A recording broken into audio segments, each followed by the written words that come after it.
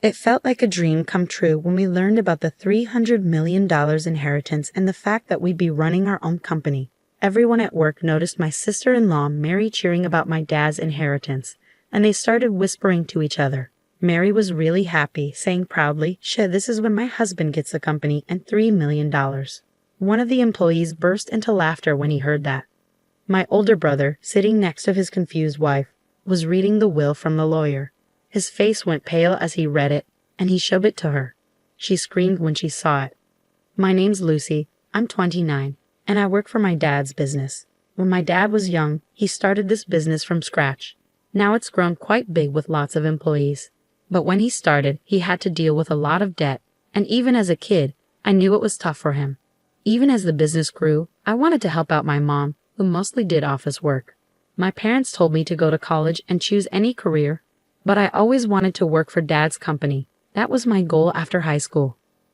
Bob, who's been working here for a long time, was the first one to show me the ropes when I joined Dad's company. He taught me all about business without treating me differently just because I'm the boss's daughter. Thanks to Bob, I got to learn a lot about how the company runs. On the flip side, my brother Tom, who's just 2 years older, went to college to study management. Since he was young, he proudly told his college buddies that his dad owned a business and that he'd one day take it over. Tom's friends would ask him, "What's your plan after college, Tom? Are you going to look for a job?" Tom would confidently reply, "I won't need to find a job because I'll be working for my dad's company. I'll become the president eventually, so I'm taking my time to learn management until then." One of Tom's friends said, "So you're going to be the next president of the company? Your future sounds safe and secure. I envy you. Tom, you also have a younger sister. Won't there be a competition over who gets to take over the business?" "You mean my younger sister Lucy?" "Nah, she's just finished high school and isn't into all this business stuff." "You say that a lot." "She seems to be involved in some behind-the-scenes work for the company. If I become president, I'll keep her around as long as she follows my lead." Meanwhile, my brother was spending money recklessly and goofing off, pretending it was all part of gaining business experience. He knew that if he acted the part, his friends would admire him. There were plenty of women eager to date him because he was slated to be the next president of the company. My brother chose the most flashy and attractive woman to marry Mary. They had a grand wedding, went on a luxurious honeymoon abroad, built a mansion, and started their married life together. All of this, according to him, was to secure his position as company president. Mary seemed happy with her life alongside Tom, who granted her every wish and let her enjoy all the luxuries life had to offer.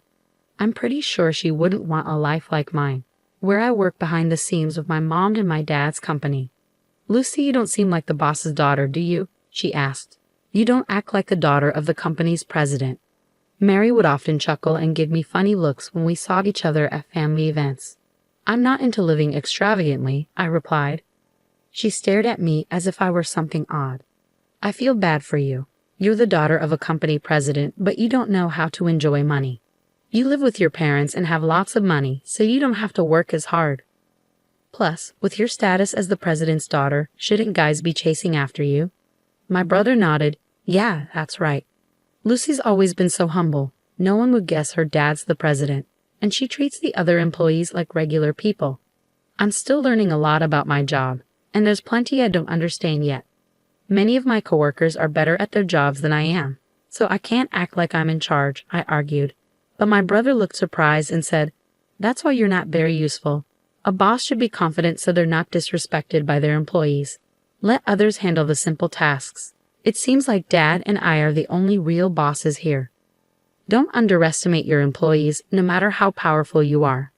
Dad taught me that. I tried to interject, but my brother interrupted me, looking annoyed. "Men don't like women who think too logically." Mary chimed in after my brother, "If you keep talking like that, you'll never find a husband. You should try to be more appealing, don't you think, Tom?" "Yeah, well, when I become president. I might fire someone as humble as you," Tom said, and then he and Mary left quickly. My mom, who had stayed quiet during the whole thing, comforted me after they left. She said, "You're doing great work for the company, helping me and your dad a lot. Don't worry about what Tom says." My dad nodded with a serious look on his face. Before this, my parents had told my brother to his face that they didn't like his ideas. After that, my brother and Mary got upset and didn't come to our house for over a month.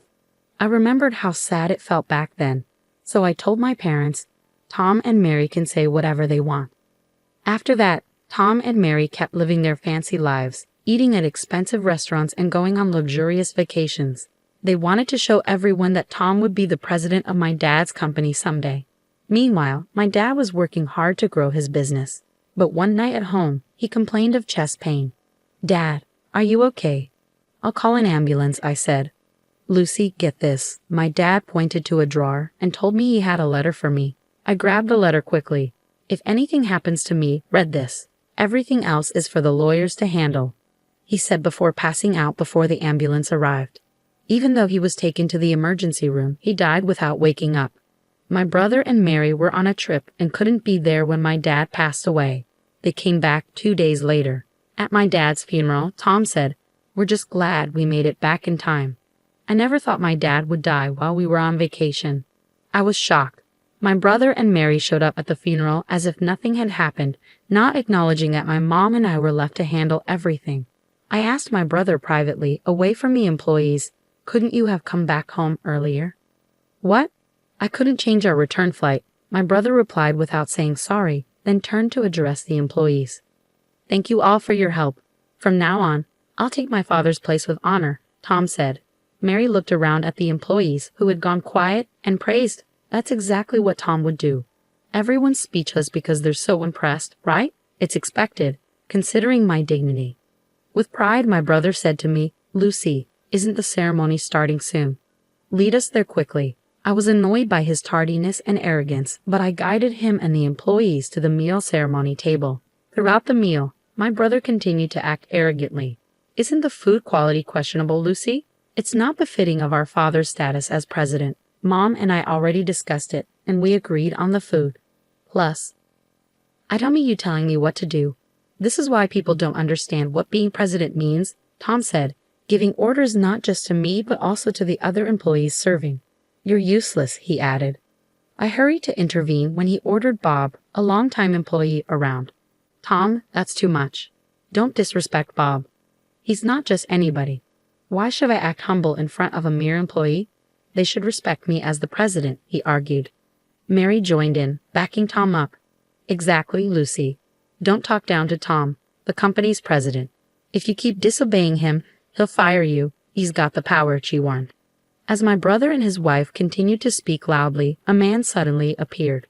"I apologize for interrupting. Your father asked me to handle his inheritance," he said.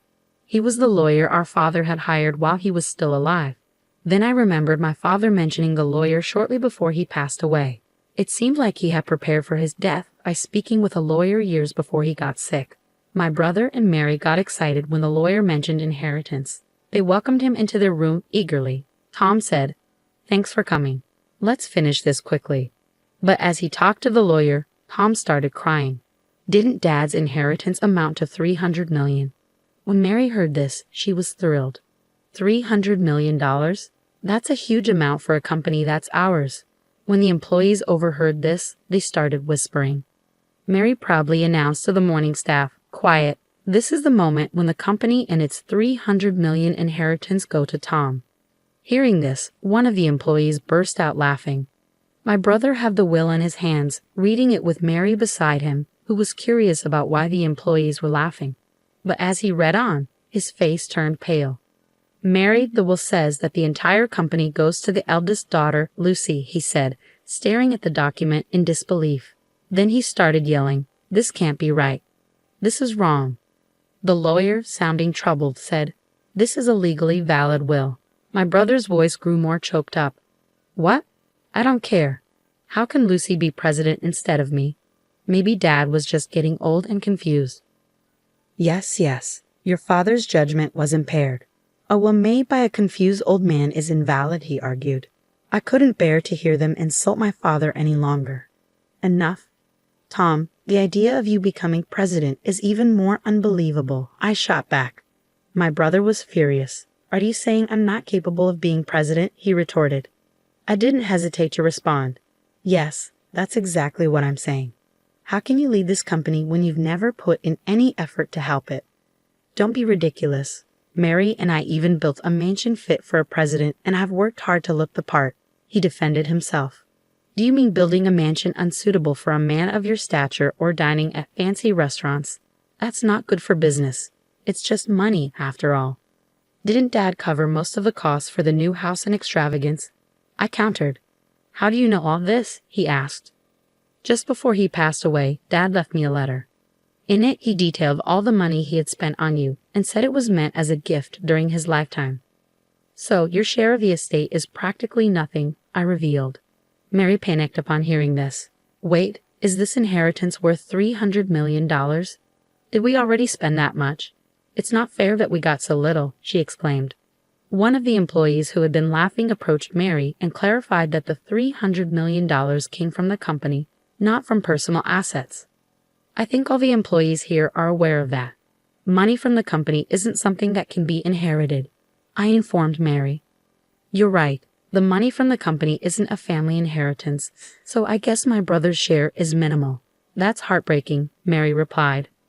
Oh no, I gasped, stunned. The inheritance, $300 million.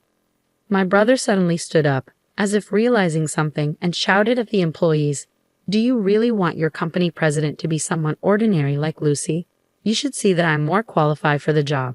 I have the same charm as my father, but none of his coworkers agreed with him. Bob then stepped forward and began talking to my brother. Your father, the company's founder, was a charismatic man. But you and he are different people. What you have is arrogance, not charisma. Bob explained calmly. My brother became furious when Bob calmly contradicted him. Tom, you might be an employee of our company, but us, the employees, hardly ever see you at work. That's because I don't have time for company work. I was too busy networking with others. I couldn't waste time on tasks anyone could do, Tom argued. Are you calling going on trips and having fun at night networking? Is that all you have to say? Bob pressed on.